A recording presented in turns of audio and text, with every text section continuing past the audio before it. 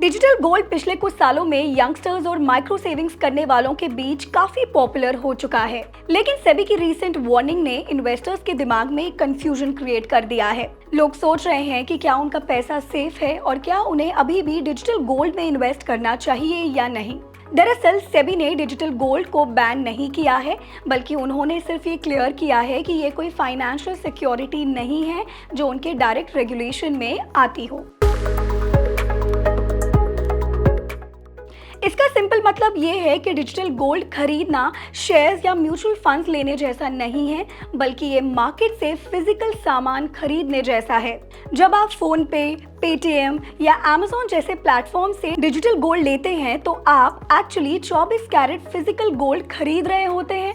फर्क बस इतना है कि ये सोना आपके घर पर नहीं बल्कि सेलर की हाईली सिक्योर्ड वॉल्ट्स में रखा जाता है। सेफ्टी की बात करें तो इंडिया में डिजिटल गोल्ड मेजरली एमएमटीसी, पीएएमपी और सेफ गोल्ड जैसे बड़े इंस्टीट्यूशंस मैनेज करते हैं। इनके पास बैंक ग्रेड सिक्योरिटी होती है और आपका खरीदा हुआ गोल्ड फुली इंश्योर्ड होता है।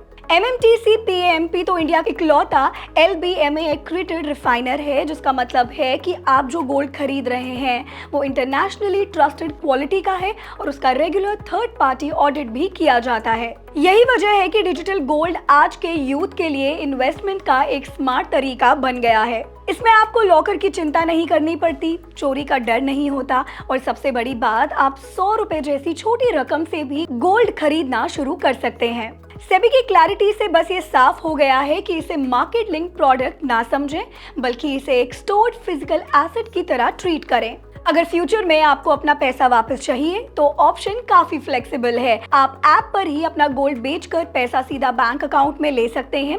इसके अलावा अगर आप चाहें तो उस डिजिटल बैलेंस के बदले फिजिकल गोल्ड की डिलीवरी घर पर मंगवा सकते हैं या उसे ज्वेलरी में भी कन्वर्ट करवा सकते हैं। तो सेबी की वार्निंग से कंफ्यूज होने की जरूरत नहीं है, बस ये समझना जरूरी है कि आप फाइनेंशियल प्रोडक्ट नहीं बल्कि प्योर गोल्ड में स्मार्ट तरीके से सेविंग कर रहे हैं।